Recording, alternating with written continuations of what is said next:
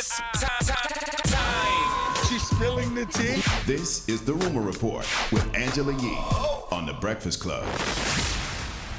All right, well, the Rock and Roll Hall of Fame class of 2022, they just filmed the whole thing that's going to be shown later on, and it actually was 5.5 hours, but they cut it down to 3 hours when they actually show the whole thing. So you'll get to see something. It's going to air 8 p.m. November 19th on HBO, and it'll also be available for streaming on HBO Max at that point.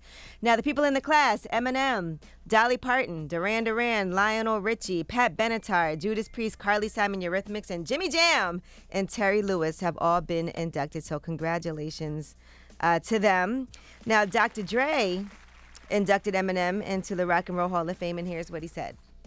Over 20 years ago, Jimmy Iovine, who was also one of tonight's inductees and one of my best friends, played a demo tape for me from a guy who called himself Eminem. The first thing I said when I heard it was, what the f*** did he just say? I loved it so much that I couldn't stop listening to it, and a few days later, Jimmy called me up and he said, "Hey, Dre, you know he's a white guy, right?" Completely me up. The last thing I was thinking about when I was listening to the music was that he was a white guy. It never even crossed my mind, but looking back, I don't know why it didn't cross my mind. He certainly didn't sound like a black rapper, especially because of what he was saying. Not too long after that, we met for the first time. The first time I put on a beat, he got on the mic and said, "Hi, my name is Slim Shady." I can't believe they aren't pushing for the Rock and Roll Hall of Fame to change their name. Like, why don't they just call it the Music Hall of Fame? Like, it's so much more than rock and roll, and it feels like it marginalizes the music all those other artists make. Like, what about hip-hop, R&B, pop? Like, you just going to take everybody and put them in the Rock and Roll Hall of Fame? Mm-hmm. Right, well, Lionel Richie actually addresses that in his speech, and I guess we'll see that, when it airs, because the full thing hasn't aired yet. All we have is video from people that were there, and what people are saying was said, so we won't be able to see that quite as yet. I wonder what he said, because, I mean, that's just common sense to me. It's just like, why just marginalize everybody else's music and just say rock and roll? All y'all going to Rock and Roll Hall of Fame. I know he was just talking about diversity and different things like that. Now, Eminem was inducted during his first year of eligibility, which is not an easy thing to happen. Not a lot of people get that. So that happens 25 years after your first commercial release. And so that's when you become eligible. And he actually got inducted right then. And what made him eligible was his 1996 album, Infinite. And that was 3 years before he became a global, huge superstar. I remember that. I remember because he had that song that they used to be on the Clue mixtapes. And he was like, if I had one wish, I wish for a big enough ass for the whole world to kiss. I think that was Infinite. That's all you remember, huh? I mean, that was a dope freestyle. Now, Jay-Z also provided a video tribute as well. And I see Janet Jackson was there for Jimmy Jam and Terry Lewis. So congratulations to everybody who was inducted into the Rock and Roll Hall of Fame. Yeah, I feel like Jimmy Jam and Terry Lewis should have been in there. Lord have mercy. If they not first ballot Rock and Roll Hall of Famers, then who is? I mean, Dolly Parton just got in. I feel like that's what I'm saying. She should have been first ballot. I mean, them should have been first ballot too.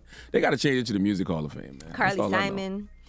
All right, now Salt and Pepper and Spinderella, Envy, they got their star on the Hollywood Walk of Fame. So congratulations to them. Yes, dropping clues for Salt and Pepper and Spinderella. They should have had it a long time ago too. So this is actually their first time being all together in public, all three of them, since 2019. And here's what Spinderella had to say. Salt, Pep, life lessons. We've been through it. Ups and downs, but I have to thank you for those lessons because it wasn't just the music to me. It was our relationship, and that means everything to me.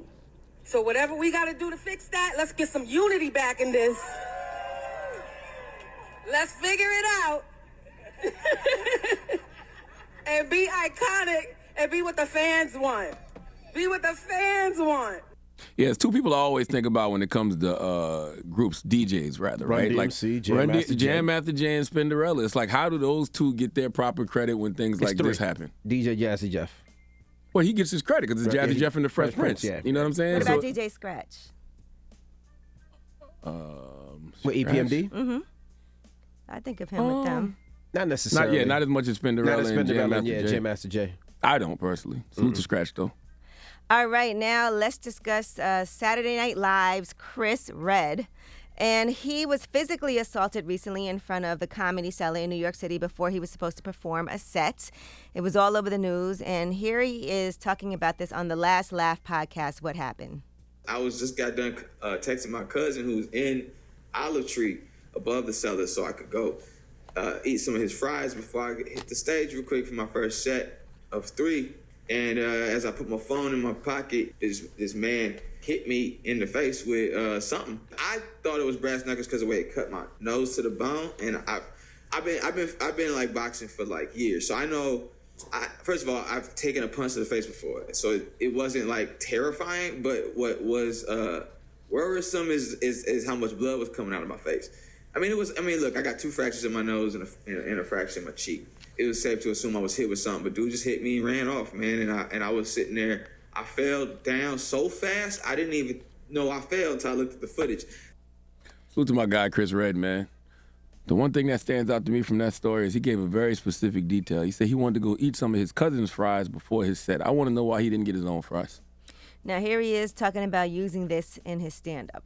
But I was wondering if you were at all tempted to go inside and just get on stage and start talking about it right then. Absolutely, I was, man. I wanted if we could have stopped the bleeding, I would have went on stage. Like that's just kind of what I was like. Oh, I can't wait to talk about this.